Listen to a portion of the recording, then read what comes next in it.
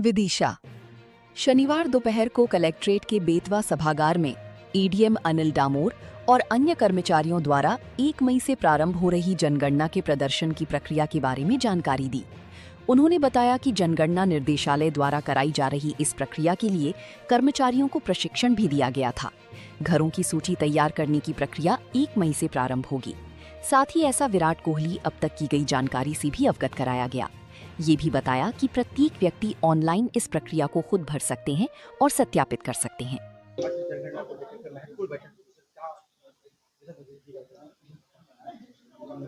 मैं जिले के सभी नागरिकों से ये अपील करना चाहता हूँ कि इस बार जो जनगणना 2027 हो रही है, इसका जो प्रथम चरण 1 मई से लेकर 30 मई तक होना है, जिसमें मकानों का सूचीकरण का कार्य होगा और मकानों की स्थिति और उसकी सुविधाओं की जानकारी ली जाएगी, जिसमें प्रगणक घर घर जाएगा और जानकारी कलेक्ट की जाएगी।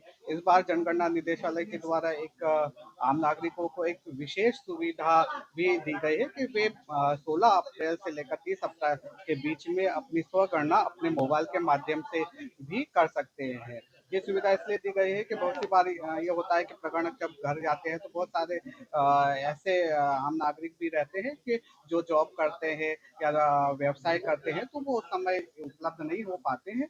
तो वे किसी भी स्थान पर जहाँ पर सुविधाजनक इंटरनेट उपलब्ध है, वे अपने मोबाइल के माध्यम से स्वगणना कर सकते हैं। इसके लिए ec.census.gov.in पर जाकर क्लिक करके वो अपने मुखिया का मोबाइल नंबर दर्ज करके अपने मकान की सूचीकरण का कार्य कर सकते हैं और पूछे जाने वाले आसान से प्रश्नों का जवाब देकर वो स्वगणना कर सकते हैं। स्वगणना करने के उपरांत उसमें जो अपनी जानकारी को वे चेक करेंगे। चेक करने के बाद में सही होने पर उसको सबमिशन करेंगे। यदि उसमें लगता है कि हमें सुधार करने की आवश्यकता है, तो वे सबमिशन करने के पूर्व अपनी जानकारी को ठीक भी कर सकते हैं और सबमिशन करने के बाद ऐसी आईडी आएगी उपलब्ध होगी, जिसको वो स्क्रीनशॉट लेकर अपने पास सेव करके रखेंगे।